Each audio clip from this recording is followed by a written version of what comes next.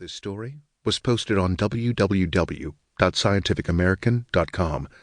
Readers were invited to send in their comments and questions, and scientists were asked to provide commentaries. That feedback helped to shape the article that follows. The Arid Badlands, hunting ground for paleoanthropologists.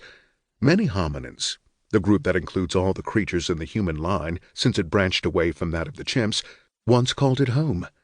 The area is perhaps best known for having yielded Lucy, the 3.2-million-year-old skeleton of a human ancestor known as Australopithecus afarensis. In 2006, researchers unveiled another incredible A. afarensis specimen from a site called Dakika, just 4 kilometers from where Lucy turned up. But unlike Lucy, who was well into adulthood by the time she died, the recently discovered fossil is that of an infant, one who lived 3.3 million years ago, and yet has nonetheless been dubbed Lucy's baby. No other hominin skeleton of such antiquity, including Lucy, is as complete as this one. Moreover, as the earliest juvenile hominin ever found, the Dakika child provides an unprecedented opportunity to study growth processes in our ancient relatives. If Lucy was the greatest fossil discovery of the 20th century, says Donald C. Johansen of Arizona State University, who unearthed the famed fossil in 1974, then this baby is the greatest find of the 21st thus far. Bundle of Joy. It was the afternoon of December 10th, 2000, when fossil hunters, led by Zarasene Alamseged, now the California Academy of Sciences in San Francisco, spotted the specimen. Only part of its tiny face was visible. Most of the rest of the skeleton was entombed in a melon-sized block of sandstone. But right away it was clear it was a hominin, Alamseged recollects, noting the smoothness of the brow and the small size of the canine teeth, among other human-like characteristics. Further evaluation, however, would have to wait until the fossil was cleaned, a painstaking process in which the cement-like matrix is removed from the bone, almost grain by grain, with dental tools. It took Alamseged 5 years to expose key elements of the child's anatomy. He continues to analyze bones revealed since then. Still, the find has already surrendered precious insights into a species that most researchers believe gave rise to our own genus, Homo.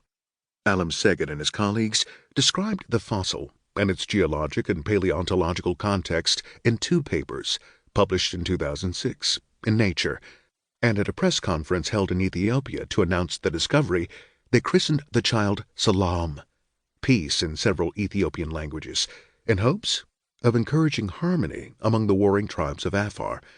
The skeleton, judged to be that of a 3-year-old girl, consists of a virtually complete skull, the entire torso, and parts of the arms and legs. Even the kneecaps, which are no larger than macadamia nuts, are preserved. Many of the bones are still in articulation. Hominin fossils this complete are incredibly rare, and ones of infants are rarer still, because their bones are that much more fragile. Indeed, the next oldest skeleton of a juvenile that is comparably intact is a Neanderthal baby, dating to around 50,000 years ago. Walking versus climbing.